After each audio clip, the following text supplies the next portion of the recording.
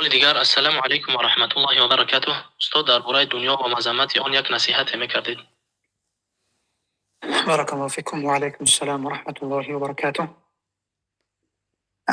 الله عز وجل میفرماید که در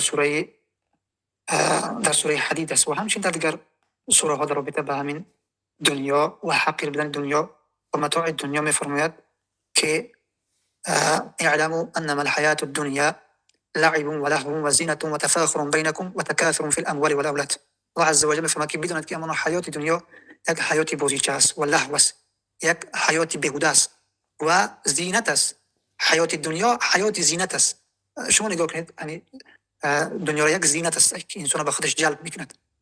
و تفاخر بینکم، و یک فخر در بین شما هست و مایه فخر کردن بین شما هست. الله میفرماید یعنی دنیا را خلاصش الله عز وجل در سوره حدید در آیه 20 ذکر میکند. و تفاخر بینکم، دنیا این مایه فخری بین شما هست که یک نفر میبینه که یک ماشین گرفتگی است، یک نفر میبینه که صاحب خانه شدگی است، یک نفر میبینه که یک مبلغ را به دست آوردگی است، نفر دیگر میبیند کار میکند، تلاش میکند که از اون بیشتر داشته باشد. یا اینکه میبینه که یک نفر ماشین یا که خانه یا که مالی از متاع دنیا یکی دسترسی او شدگی هست، میبینه که فخر میکنه، اینش با دیگرش فخر میکنه.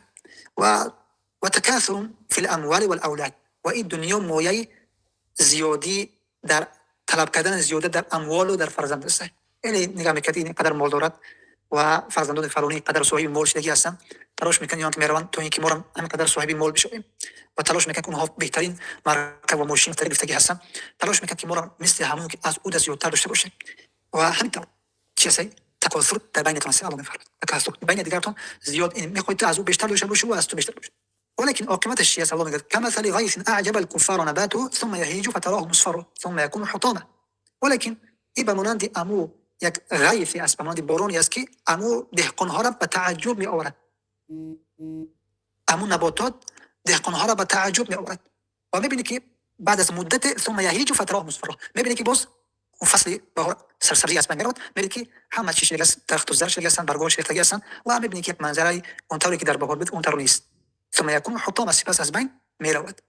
این همی از کسانی که از دنیا متأثر میشوند. این همی از مثالی حیات دنیا.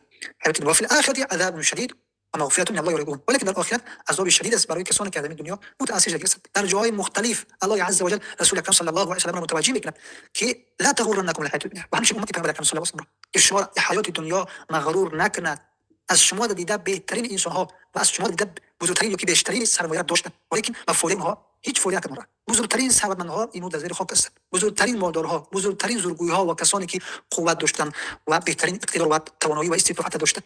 ولیکن امروز نگاه کنید که برای دیگران یک عبرت شدگی است. من خاطر اینمی همش بیانگری چیز، بیانگری مذمتی حیات دنیا است. همین شما می تصور بکنید که حیات دنیا اگر ارزش می‌داشت، اول همین را به بهترین بندگانش الله عز وجل که از میان بندگانش از همه بهترین رسول الله صلی الله علیه و سلم رسول الله صلی الله علیه و سلم امیر می‌داد.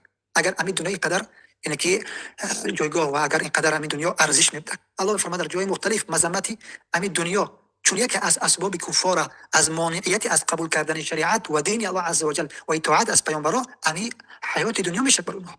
الله عز وجل در جای مختلف می‌فرماید که بل تؤثرون الحیاة الدنیا والآخرة خیر و ابقا. آیا شما ترجیح میدید حیات دنیا را نسبت به آخرت، در حالی که آخرت چیزی باقی‌تر است؟ والآخرة خیر و ابقا، آخرت این خیر است و باقی‌تر است. زیرا در این دنیا هر آنچه کردی این همش از بین می‌رود.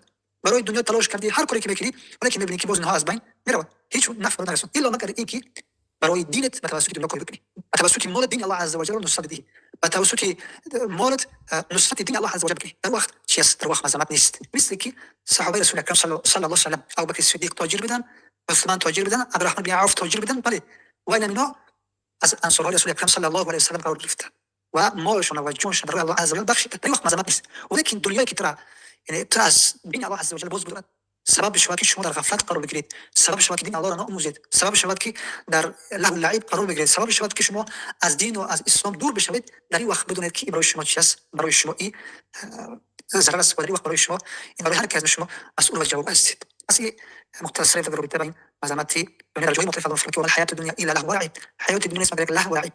از این دنیا که الله عز وجل شما در دنیا خاطر اليسر خاطر اینه که ما هدف اساسی من نباشه، بلکه هدف اساسی در این دنیا این عبادت و پرستش الله عز وجل است. از این دنیا ما به قدر استطاعتی که مدت هستیم از این استفاده میکنیم. ولی کسی که الله عز وجل رزق حلال کسب حلال دادگیش است از نعمت الله عز وجل است. ولی نعمت الله را در همون جایی که مشروع است در همون جا باید که مورد استفاده قرار دهد. بارک الله فیک.